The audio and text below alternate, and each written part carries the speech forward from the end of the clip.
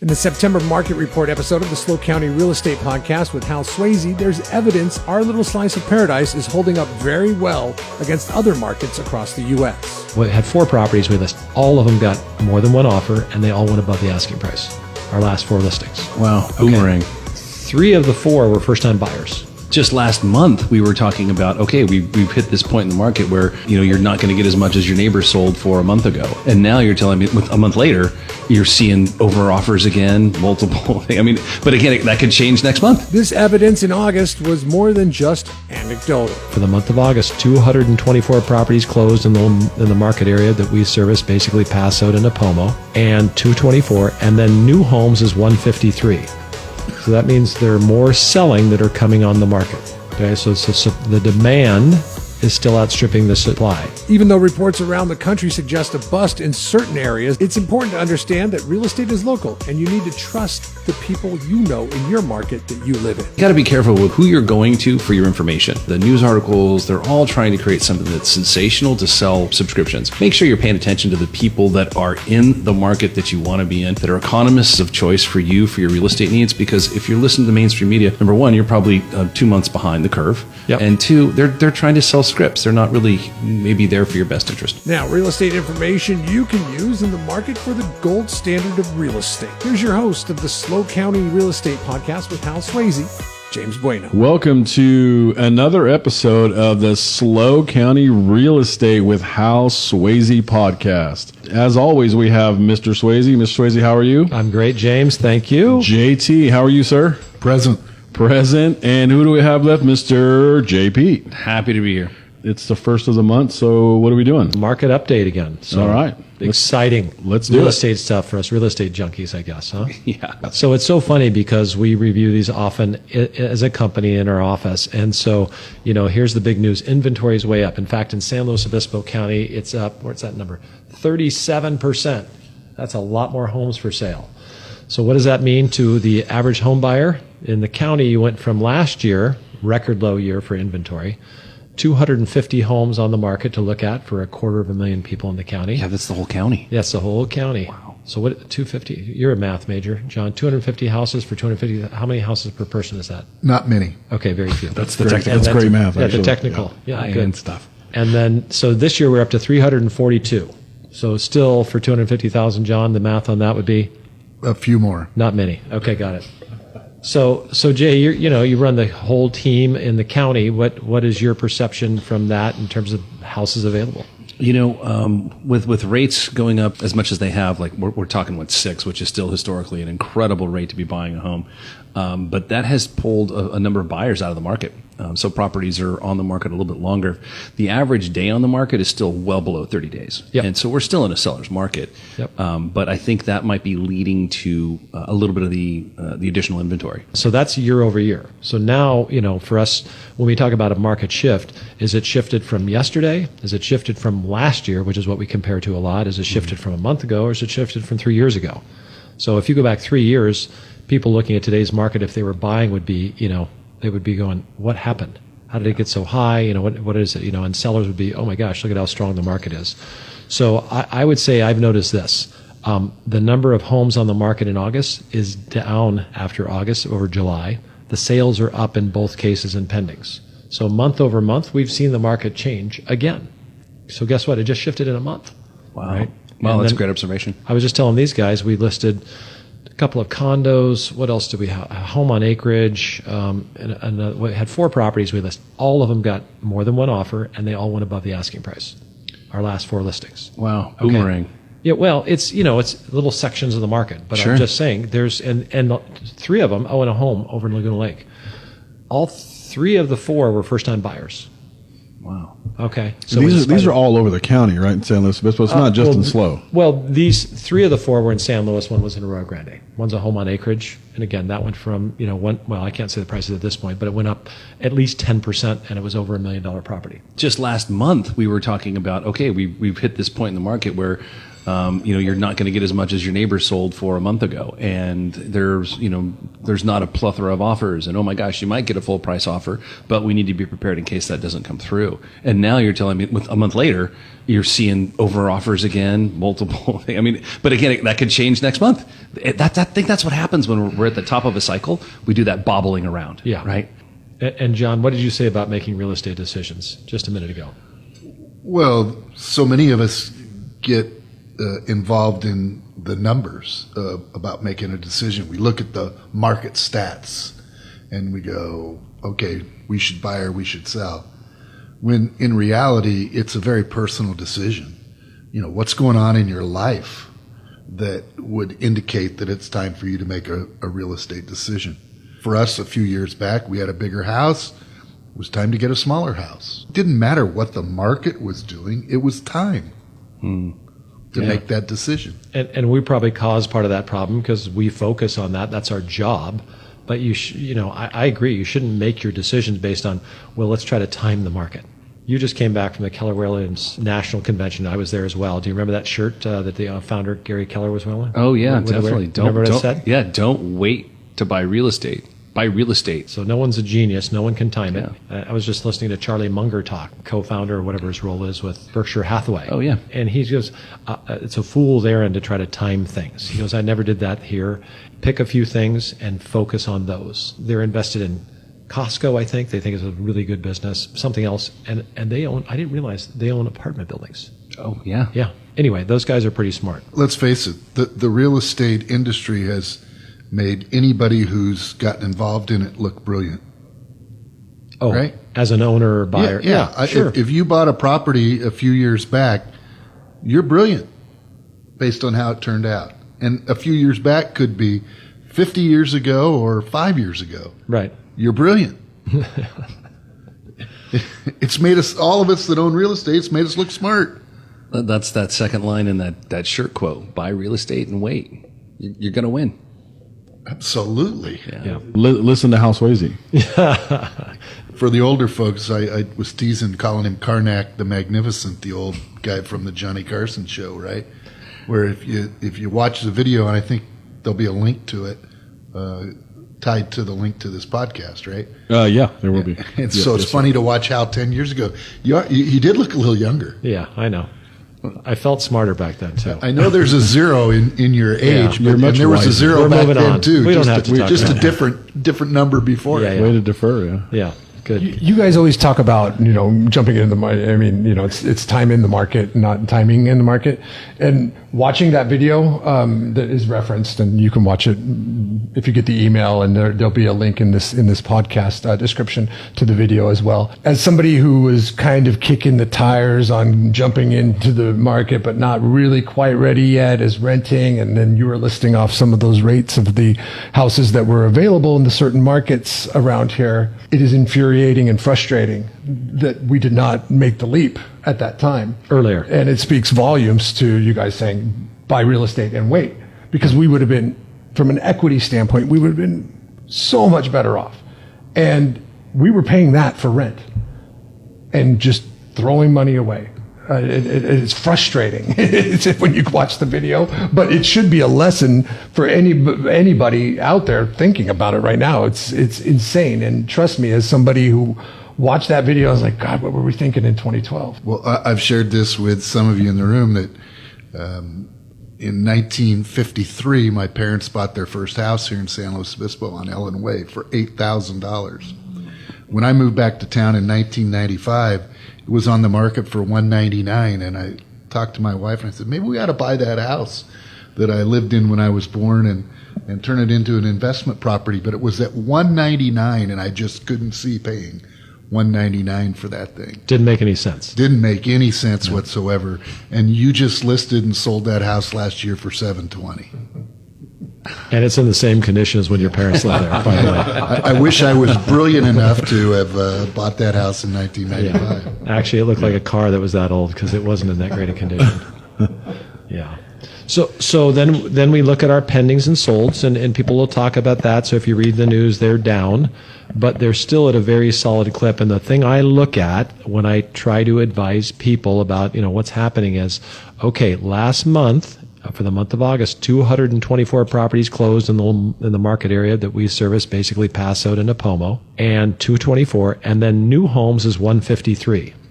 So that means there are more selling that are coming on the market. Okay, so the demand is still outstripping the supply. So I think when people talk about timing the market, it's so difficult to do. And Jay, you quoted rates, and you can look in 19 different places and see rates different. You said 6%. Like I follow somebody that sends me something out, a lender, and I saw like 5.6 when, I don't know, 3 or 4 weeks ago, maybe a month ago, they were touching down right around 5, almost had a 4 in front. Yeah, the numbers I'm talking about came from my lender partner yesterday, and it depends on the program. There's high conforming, there's conventional, there's VA, FHA. Those programs are still in the 5s and looking great, but we're hovering right at the 6 mark. Yep. 5 7/8 to 6 1/4 in some situations. Also, when we look at the market at that convention, and then we talk to agents all over the country, I believe in San Luis Obispo, real estate, you said, John, is a personal decision, right? Yes, sir. We're not timing it on the market. We're basing on what are my needs. Should I invest now? Do I have money? Can I buy something? Can I invest something? Should I sell? Should I move up? Should I move down? Personal decision, right? Versus trying to time it when the world tells you it's the right thing to do. If you do that, you end up what Jeff was talking about, which is like, I never did anything, and now I'm kicking myself. So it's a personal decision, but it's also a local decision. Now, you live in San Luis Obispo, right? You've lived in mostly California, right? Always in California, haven't you? 8th generation Californian. Yeah, born in San Luis Obispo, currently live in Cayucas. That's great. Okay. So when I look at this and I talk to agents in San Francisco or Los Angeles, they're having a different experience in their market than we're having here in terms of, yes, it's shifted from what we would call probably an unsustainable crazy market back in the first part of the year and even last year to one that seems a little bit more normal. It's still a seller's market. 21 days on the market. I jokingly tell people that. If you do it right, it's going to be 21 days. Those last 4 or 5 I talked about, those took about a week to negotiate everything. So real estate is local, and if you live in San Luis Obispo County, you're in a pretty good place to make that decision. Kind of like Charlie Munger was saying. He owns Costco and apartment buildings and some other, I forget the other company, but if you put your money here, you're doing well. So, and I think we're just fortunate and blessed to be in an area where that is the case. I had one of our associates was golfing with some friends in the Palm Desert a couple weeks ago, and they were staying in a beautiful 5,000 square foot house at a sales price of $329. And he called and said, "I finally get it. The houses that we're selling are worth $329, and we're paying $1 million for the weather." Weather tax. Right. For the weather and the safety and the convenience, right? Small town, no traffic. Yeah. Good wine. Good wine. Yeah. The Wall Street Journal came out with an article a couple of weeks ago. I think it was the 8th, actually, maybe almost a month ago now, saying that values are falling, the bubble is on its way down, and what they were quoting was that appreciation is down year over year. Yeah. Well, last year appreciation was 25%. Yeah. This year it's only 15. Right. 15% appreciation is a ridiculously high number. Oh yeah. So you got to be careful with who you're going to for your information. Like the newspaper, the news articles, they're all trying to create something that's sensational to sell their subscriptions. So if anybody, those that are listening here, make sure you're paying attention to the people that are in the market that you want to be in, that are economists of choice for you, for your real estate needs. Because if you're listening to mainstream media, number one, you're probably 2 months behind the curve. Yep. And 2, they're trying to sell scripts. They're not really maybe there for your best interest. Well, and to Hal's point, real estate is local. Very. And their headlines might be true in Wichita. Another market, and they're just not true here. Our market here, to Hal's point a second ago, I would describe it as strong. I would agree. I would describe the chances of prices coming down as very, very, very unlikely. Statistics can be manipulated, right? They're going to give the biggest number that's going to shock you the most. I don't know if you've ever paid attention to local crime statistics, but sometimes they'll say, oh my gosh, assaults are up 40%.